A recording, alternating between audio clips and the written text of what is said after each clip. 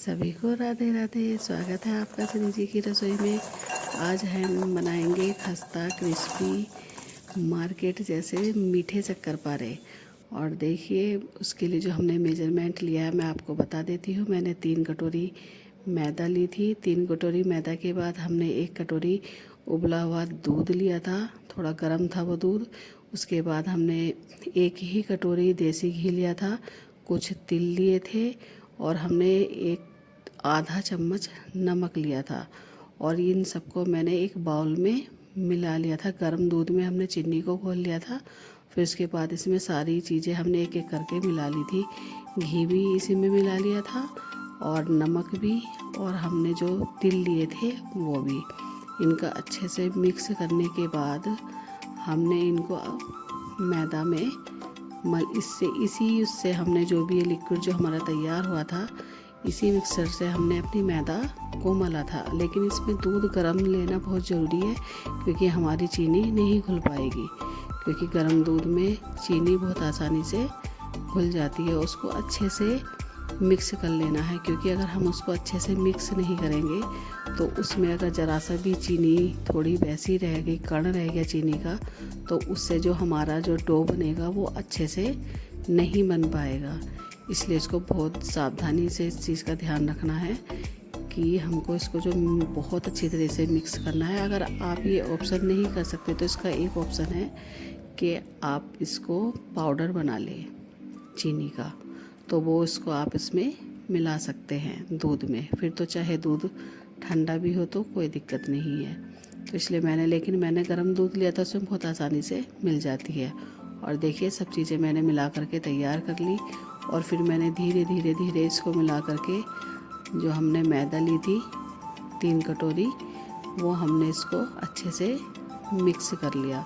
इसको धीरे धीरे करके आप मिलाते जाना। थोड़ा सा शुरू में ये पतला सा हो जाएगा, लेकिन इसको हमें टेंशन लेने वाली कोई बात नहीं है, क्योंकि इसमें मीठा होने की वजह से इसका थोड़ा सा टेक्सचर ऐसा होगा कि जैसे कि बिल्कुल ही पतला हो गया, हम इसकी लोइयाँ कैसे बना पाएंगे। लेकिन ऐसा कुछ नहीं है।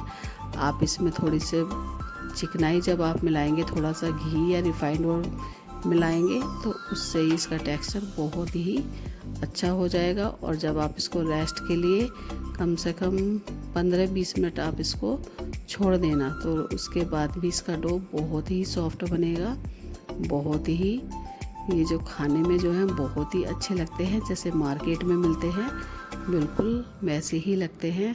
और इनके तिल की वजह से इनका जो स्वाद है वो भी और बढ़ जाता है। और ये देसी घी में बनाते हैं तो और भी बढ़िया लगते हैं। रिफाइंड में इतने अच्छे नहीं लगते, इसलिए मैंने इसमें देसी घी का प्रयोग किया है। और अब देखिए इनको हम बेलने के बाद साइड से जो वैसे कटे हुए थे वो मैंने हटा दिए हैं, सिर्फ चकोर चकोर को रखा है। और ये देखिए चकोर चकोर पट्टी रखी हुई है, बाकी तो मैंने जो वैसी थी तिकोनी वाली पट्टी वो हटा दी है। और इनको हम इकसार काट लेंगे।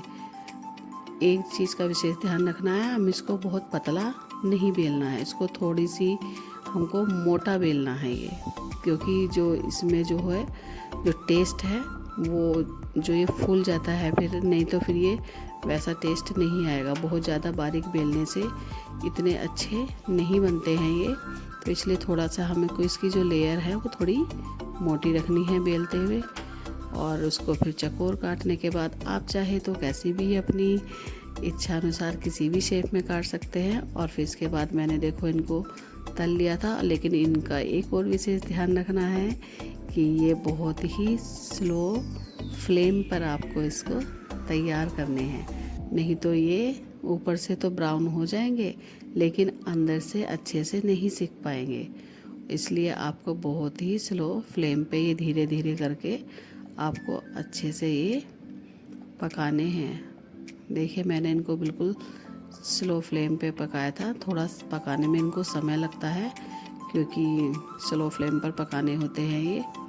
और देखिए बनने के बाद इतने अच्छे लग रहे थे देखने में भी और खाने में भी बहुत ही टेस्टी थे। आपको मेरी रेसिपी कैसी लगी ज़रूर बताना। जय श्री राधे राधे राधे।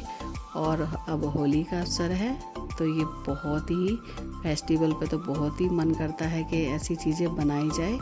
और खाई जाएं। जय श्री राधे।